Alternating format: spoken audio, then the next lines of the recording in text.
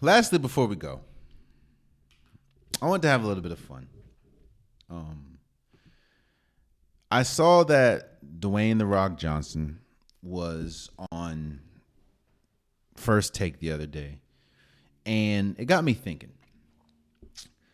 I started this episode talking about it with a subjective question, and the thing about subjective questions that is beautiful, and honestly, subjective questions show you humanity, show you just the how different humans are.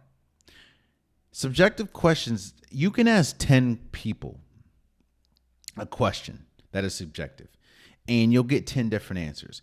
Like, one of the most famous subjective questions is, what's your favorite movie? Or what's your favorite artist? What's your favorite song? You ask 100 people, you'll get 100 different answers. That shows just how different people are. A sports subjective question is Mount Rushmore. Who is on your Mount Rushmore? Who is on your or basketball Mount Rushmore, football Mount Rushmore? That question is subjective because everyone is different. There's people that think that Jerry Rice is on the football Mount Rushmore. There's people that think Lawrence Taylor. There's people that think Randy Moss. There's people that think Patrick Mahomes. The question is different. The question, you'll get a different answer. And with The Rock being on First Take and talking about, WrestleMania and his fighting days, I thought about my Mount Rushmore of wrestlers. Now, no. I'm not a wrestling fanatic. I used to be a huge wrestling fan back like when I was a kid. And this is no offense to all the adults that are wrestling fans. This honestly is a segment for you. I'm not poking any fun. I'm just saying that I am not a huge wrestling fan. I don't watch wrestling anymore. It's just something I just stopped watching. And it's no offense to anyone that watches it. Shouts out to y'all. I used to be a huge fan, man. I used to watch it Monday Raw, Friday Night SmackDown. I used to watch all of it. I even as a kid sometimes got my mom, very rare, maybe happened 2 or 3 times in my life, got her to pay the pay-per-view to watch a WrestleMania or to watch a Royal Rumble or Survivor Series or SummerSlam, So while I am not a current wrestling fan or a current wrestling fanatic, I do have a long, extensive history of enjoying the WWF and the WWE, And it's so interesting because I did little bit of research. I Googled and YouTubed WWE or WWF Mount Rushmore, and I got millions of different videos. I didn't watch millions, but I got millions of different videos seeing that this question, even for WW or wrestling fans, is the same. So for the unpopular topic of the day, I'm going to give you my Mount Rushmore, which is obviously who is my 4 favorite wrestlers of all time. No particular order. Now again, when I was younger, I used to love wrestling. And I was one of those kids I was one of those kids that my mom bought me a WWE or WWF World Champion belt. I had toys galore. Like I was WWF down. Like, you couldn't tell me. I used to like wrestling more than basketball. Now, for people that know me and hear that statement, you would think that's crazy as much as I love basketball now. But I used to love wrestling way more than I love basketball. And one of the people that I used to love, obviously, is The Rock, which is why I started this. So The Rock is I'm not going to, in no particular order, I'm just going to, I'm just saying 1, 2, and 3 as far as listing, but one is not better than 4, So for the first person on my Mount Rushmore is The Rock. There have been a lot of African American wrestlers before The Rock and after The Rock, obviously, but The Rock was the first person that I think as a kid felt like we had something in common because of our race. And on top of that, The Rock was one of the most electrifying people to watch. Like when you talk about the people's elbow and if you smell, stuff like you, boy, when that song came on and then he did the eyebrow, like it as a kid, I was elated. Like The Rock, I looked at The Rock the same way people looked at Tom Brady, like ooh, The Rock is The Rock. So The Rock is on my Mount Rushmore. And if I'm gonna put The Rock, the next person I have to put is Stone Cold Steve Austin. Stone Cold Steve Austin, while I didn't feel a connection to him as far as like my personality or whatever, it was so interesting and so fascinating watching Stone Cold because he was one of the first people that I can remember. I'm sure there was people before him that I can remember that his sole purpose was to buck the system.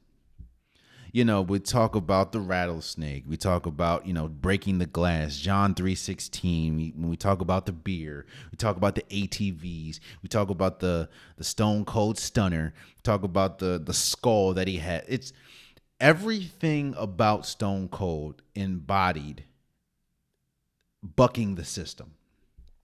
And he, alongside with The Rock, alongside with people like Bret Hart, alongside people like Shawn Michaels, they had some of those matches were incredible. Some of those matches were life-changing for me.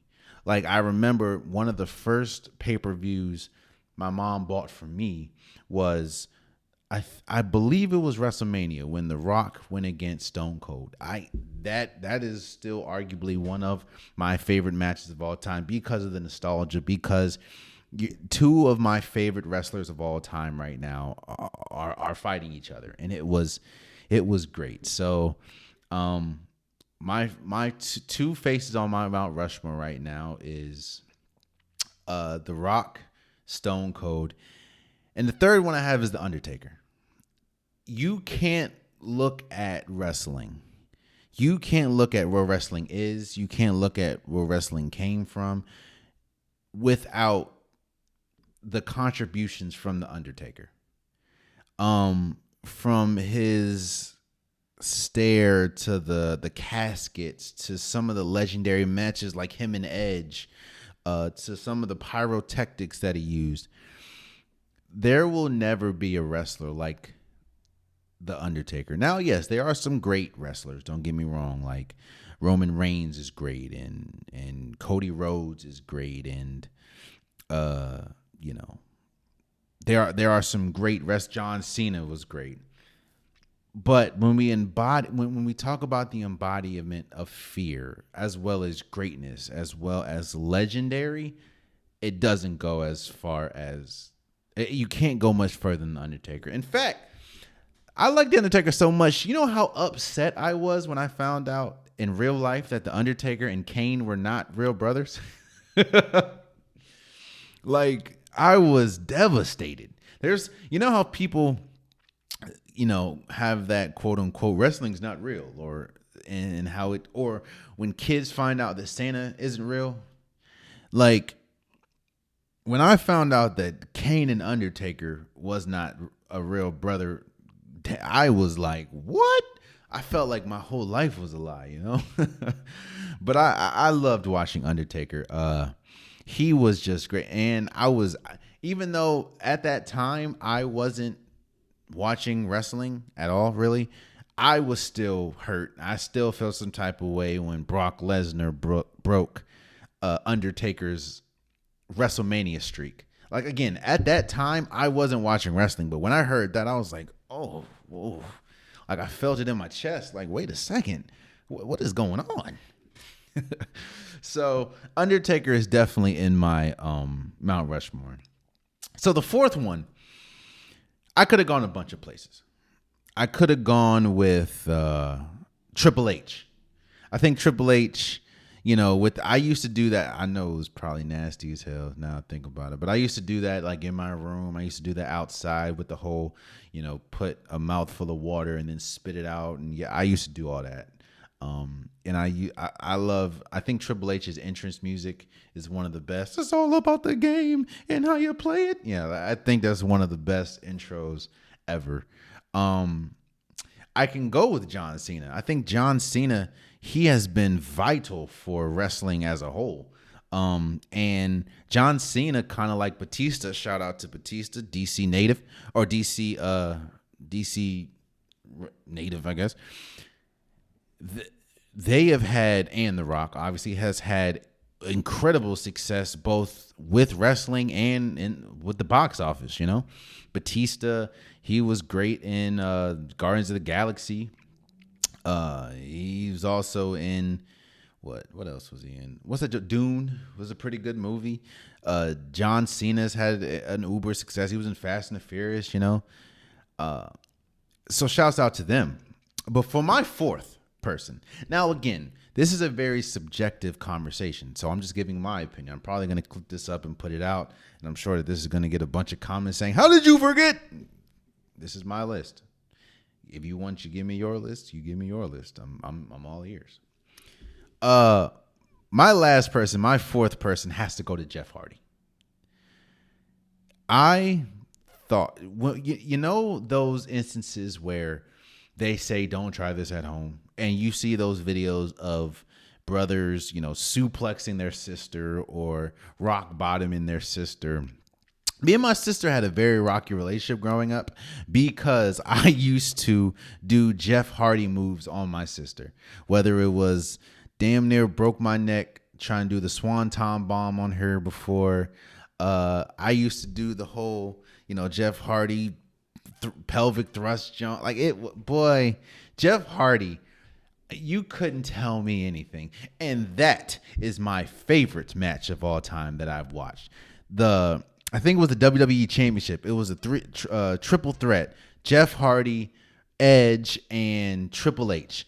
And Jeff Hardy ultimately won it, or the WWE Championship. Yeah, that was my favorite match of all time. When I tell you, there's not much things in life that get me to the point where I'm like cheesing happy. Don't get me wrong, I'm happy about a lot of things, but there's not a lot of life in life that gets me to the point where I can't stop cheesing because I'm so happy about something. When I saw Jeff Hardy beat Triple H and Edge in that triple threat match to win the WWE MVP or WWE Championship, I was elated. Jeff Hardy, whether we talk about some of the Extreme Rules matches or the table, ladders, and chairs match that he was integral in growing and building. Some of his legendary matches with the Dudley brothers, with Edge and Christian, with even his brother Matt Hardy. This man was doing swanton bombs off of the entrance screen. Come on, bro. My Mount Rushmore of wrestling is The Rock, Stone Cold Steve Austin, The Undertaker, and Jeff Hardy.